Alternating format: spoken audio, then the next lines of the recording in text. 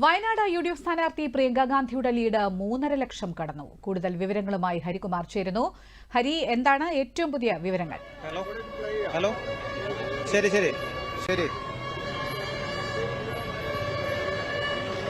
പ്രിയങ്ക ഗാന്ധിയുടെ ഉജ്ജ്വല വിജയം വയനാട് ആഘോഷിക്കുകയാണ്. കോൺഗ്രസിന്റെ പ്രധാനപ്പെട്ട നേതാക്കളെല്ലാം തന്നെ വോട്ടെണ്ണൽ കേന്ദ്രമായ കൽപ്പറ്റയിലെ SKMJ ഹയർ സെക്കൻഡറി സ്കൂളിന് മുൻവശത്ത് എത്തിയിട്ടുണ്ട്. എന്താണ് ഇപ്പോഴത്തെ ഒരു കോൺഗ്രസിന്റെ ഒരു വികാരം? ഏറെ സന്തോഷകരമായ അനുഭവമാണ്. UDFനെ സംബന്ധിച്ച് കൂടുതൽ ആത്മവിശ്വാസവും കൂടുതൽ പ്രചോദനവും കിട്ടുന്ന ഒരു ജനവിധിയാണ് വയനാട് പാർലമെന്റ് ജനവിധിയും പാലക്കാട്ടെ ജനവിധിയും. ഒരു തർക്കവുമില്ല. ഇടതുപക്ഷത്തിന്റെ സീറ്റായിരുന്നു ചേലക്കര. ഞങ്ങൾ അതിലേക്ക് പരാമർശിക്കാൻ ആഗ്രഹിക്കുന്നില്ല. ഈ തെരഞ്ഞെടുപ്പിൽ ഒരുപാട് വിരുദ്ധമായിട്ടുള്ള ഘടകങ്ങളെ പ്രവർത്തിപ്പിക്കാൻ വലിയ പരിശ്രമങ്ങളുണ്ടായി.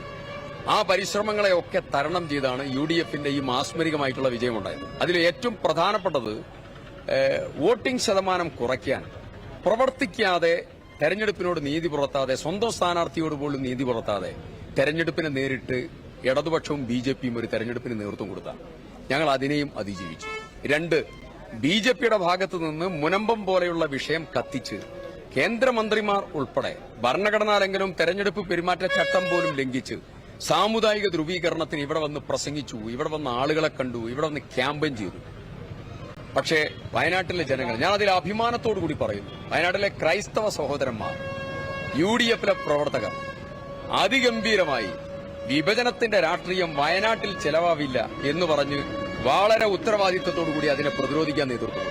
എത്ര അഭിനന്ദിച്ചാലും മതിയാവില്ല വയനാട്ടിലെ ക്രൈസ്തവ സഹോദരന്മാരുടെ ഒരു രാഷ്ട്രീയ ബോധത്തെയും അവരുടെ വിഭജന രാഷ്ട്രീയത്തിനെതിരായിട്ടുള്ള സമീപനത്തെയും. പ്രിയങ്ക ഗാന്ധി പാർലമെന്റിലേക്ക് പോകുമ്പോൾ പാർലമെന്റിൽ ഇന്ത്യ മൂവ്മെന്റിന്റെ കരുത്ത് കൂടുതൽ ശോഭയോടുകൂടി തെളിയും. വയനാട്ടിൽ 7 മാസത്തോളം വയനാടിന് പാർലമെന്റ് മെമ്പർ ഉണ്ടായിരുന്നില്ല. രാഹുൽ ഗാന്ധിയെ ഡിസ്ക്വാളിഫൈ ചെയ്തു. ആ ഡിസ്ക്വാളിഫൈ ചെയ്യപ്പെട്ടതായിരിക്കുന്ന രാഹുൽ ഗാന്ധി സൂറത്തിലെ HH വർമ്മയുടെ കോടതി വിധിന്യായമായിരുന്നുവെങ്കിലും അതിന്റെ യഥാർത്ഥ പ്രശ്നം അദാനിക്കെതിരെ, നരേന്ദ്രമോദിക്കെതിരെ വിരൽ ചൂണ്ടി സംസാരിച്ചതായിരുന്നു. നിർഭയനായ പോരാളിയാണ് രാഹുൽ ഗാന്ധി. രാഹുൽ പറഞ്ഞത് ഇപ്പൊ ശരിയാണെന്ന് അമേരിക്കൻ കോടതി വിധിയോടുകൂടി വീണ്ടും പ്രൂവ് ചെയ്യപ്പെട്ട സന്ദർഭമാണ്. നിർഭയായ, കറേജായിട്ടുള്ള, നല്ല പൊട്ടൻഷ്യലുള്ള, നല്ല കോൺഫിഡൻസ് ഉള്ള ഒരു ബ്രേവ് ലേഡി ചരിത്രത്തിലാദ്യമായി പാർലമെന്റിലേക്ക് വരികയാണ് പ്രിയങ്ക ഗാന്ധി. അത് ഈ രാജ്യത്തെ ഇന്ത്യ മൂവ്മെന്റിന്, രാഹുൽ ഗാന്ധിയുടെ കരങ്ങൾക്ക് വലിയ രീതിയിൽ ആത്മവിശ്വാസം പകരും. ഒന്നായി, ഒറ്റക്കെട്ടായി UDF ഒരു എണ്ണയിട്ട യന്ത്രം പോലെ പ്രവർത്തിച്ച ഒരു തെരഞ്ഞെടുപ്പാണ്. ശ്രീ KC വേണുഗോപാൽ അതിന് നേതൃത്വം കൊടുത്തു.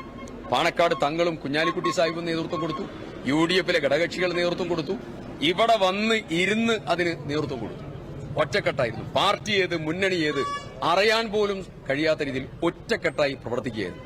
എന്നാൽ മറുഭാഗത്ത് CPIക്ക് വല്ല ചാമ്പലും കിട്ടിയോ എന്ന് CPI പരിശോധിക്കണം. വോട്ട് ചെയ്യാതിരുന്നത് ഏറിയ പങ്കും ഇടതുപക്ഷത്തിന്റെ വോട്ടാണ്, CPMന്റെ വോട്ടാണ്. അത് അവർ പരിശോധിക്കട്ടെ, അവർ വിലയിരുത്തട്ടെ. ഈ രീതിയിൽ ഒരു തെരഞ്ഞെടുപ്പിൽ പോകുന്നത് ശരിയാണോ എന്ന് CPI പരിശോധിക്കട്ടെ. ഇത് മാത്രമാണ് പറയാൻ. രാഹുൽ ഗാന്ധിയുടെ ഭൂരിപക്ഷത്തെ മറികടക്കുമോ പ്രിയങ്കയുടെ ഈ ഒരു പ്രകടനം? തീർച്ചയായിട്ടും വരും. അതൊക്കെ മറികടന്ന് മുന്നോട്ട് പോയി.